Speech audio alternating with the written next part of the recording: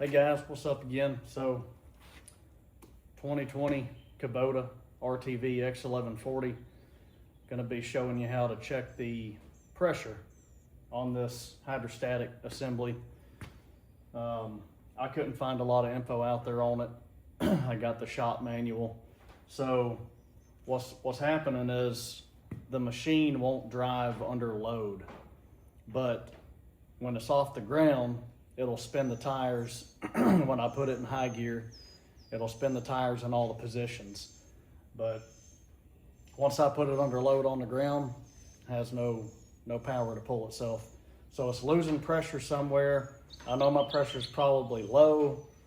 It could be a stuck relief valve, something like that. But I'm trying to dig into this thing and see what the heck's going on. So for such a expensive machine, it'd be all right if it worked for me. So that's the whole point of checking this out. So based on the shop manual, I'm considering this port right here the low pressure side, and the high pressure's up top, and we'll check it next. This is the charge pump, and it's brand new filters, old relief valve for the charge pump. It didn't look bad to me, but it could be. And you've got two other relief valves behind it on this back plate. One right here and then one below it. So I did another video on checking those relief valves. But we're gonna check this pressure, hook it all up, crank the machine up, and see what we have going on. So as far as the kit, I'll put a link to the kit that I bought off Amazon. It's just a 3-gauge high pressure hydraulic kit, and you can check multiple things with it. So let's get started on that.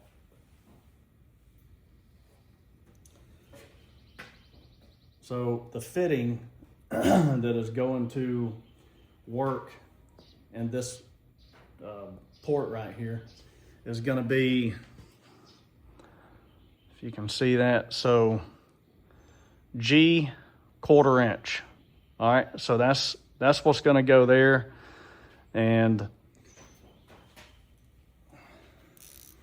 obviously, so you're going to need an Allen head to take it out. And the size of it is going to be a number 6. All right, so let's crack that. Get it coming out. I'm going to go ahead and take this yellow cap off. So this is the side right here that's going to screw into that port. You will lose a little bit of fluid, no big deal.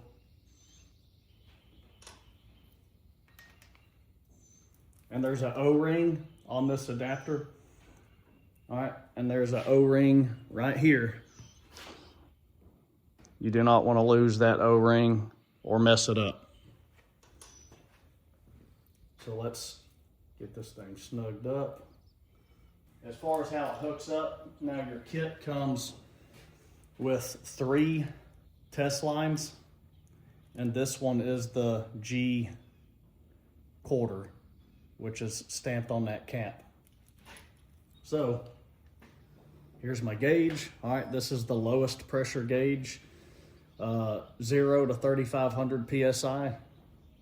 And I have another gauge. The highest one goes up to 10,000 PSI.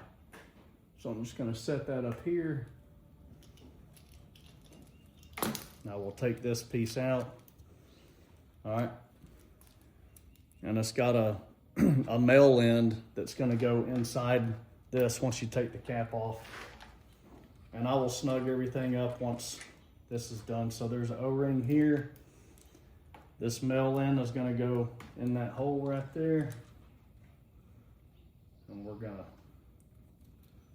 there we go. I got the whole thing turning now. Just got to get it nice and snug. Don't want to have any leaks. And I'll cinch it down. Give it one good grunt turn to make sure it's tight. And then this end, of course, pull this little cap out.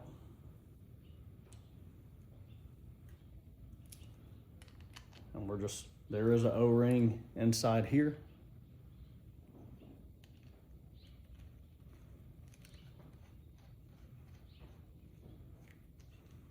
We want to get that all snug.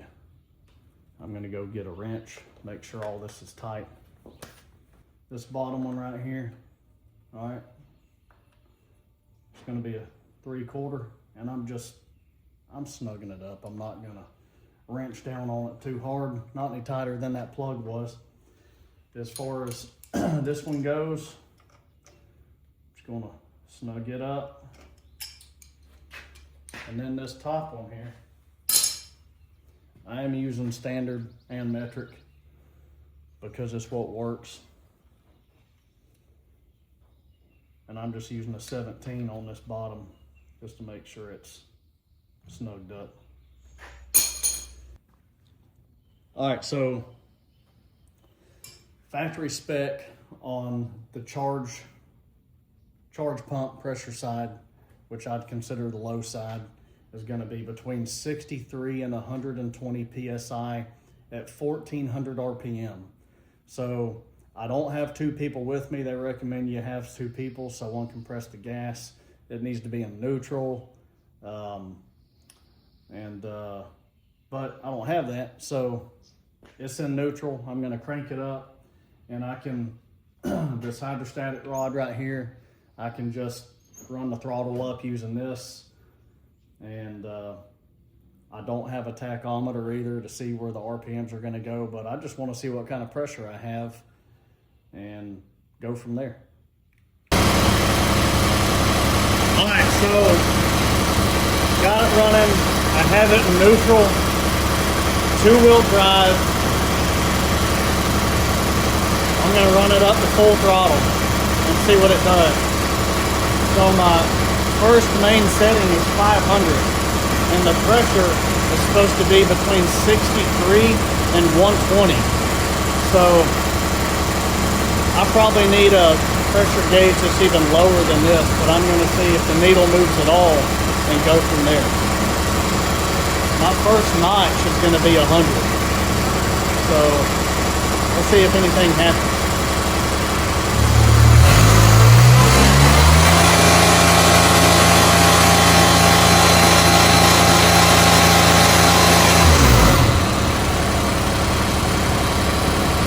So the needle's not moving at all at full throttle. So no needle response at full throttle, in neutral, 2-wheel drive. That's what the manual says to do. Either this relief valve is stuck open. For some reason, this charge pump is not building pressure, or it's getting pressure and it's bypassing somewhere else.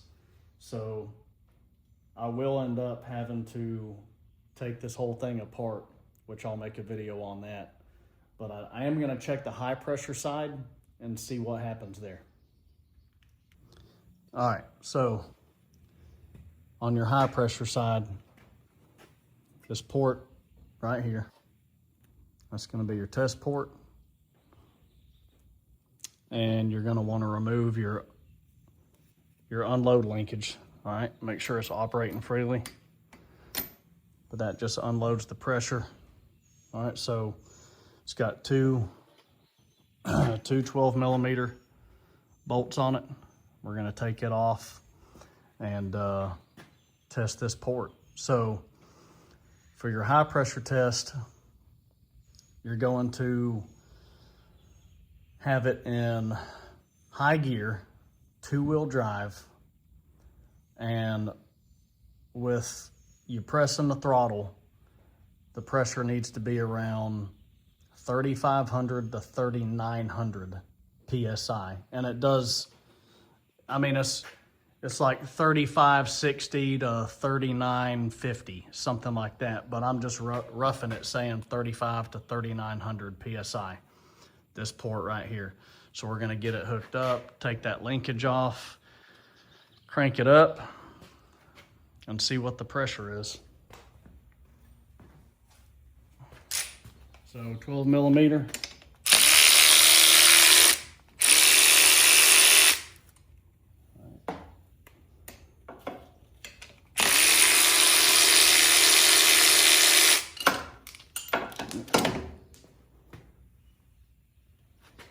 anybody else ever drop anything when you're working on something.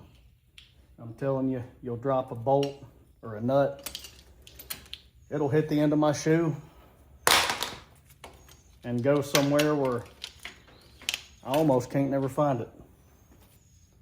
But I couldn't reproduce that if I tried.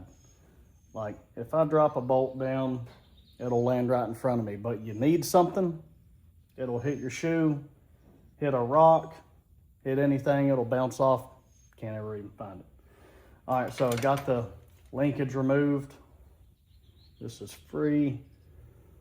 We're gonna get an Allen head, see what size that is, remove that, hook up my line, my gauge, and go from there. All right, so for this one, your hex head size is going to be 5/16. All right.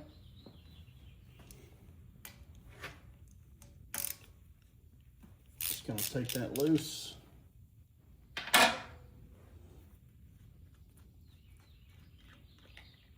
You won't lose any fluid on this. All right, you got an O-ring right here. You don't want to mess that up or lose it.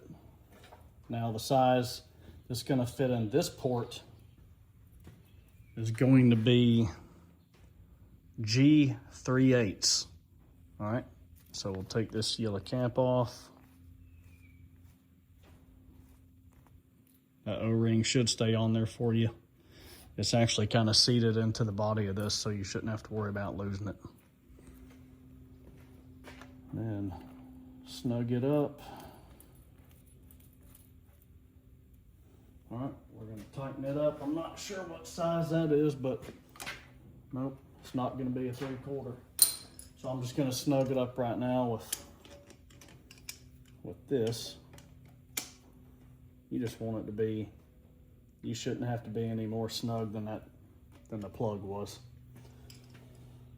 So pull this cap off, and you do have a O-ring right here. It's underneath those threads, so you should be fine. Just make sure you don't tear it. Same thing on this. Now I did have to swap out this gauge, all right, because this pressure is supposed to be between 3,500 and 3,900 PSI. So that's plenty of room for it to move.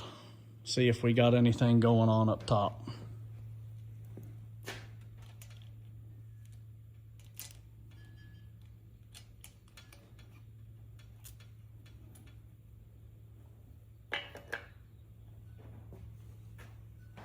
Just gonna snug that up a little bit.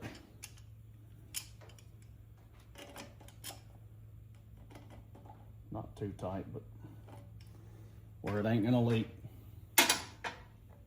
All right, now what we're supposed to do is, like I said, you'll have this thing running, take off this unload valve, put it in high gear, and we're gonna run it up, see what happens. All right, so I've got it in high gear. Let's see if it does anything. And I'm just, right here, I'm just manually pulling that throttle linkage.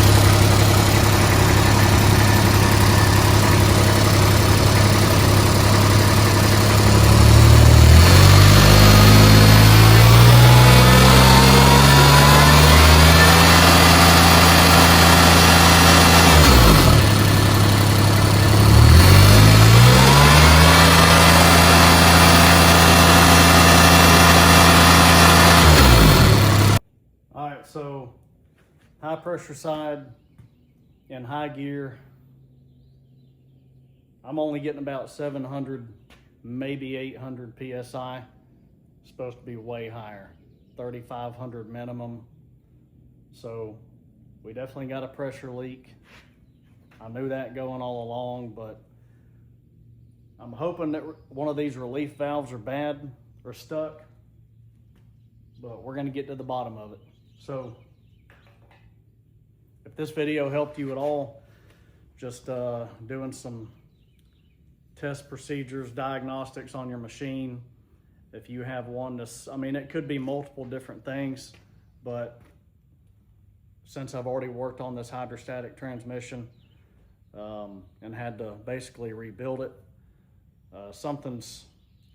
pressure's getting around something that shouldn't get around. So we're gonna get to the bottom of it.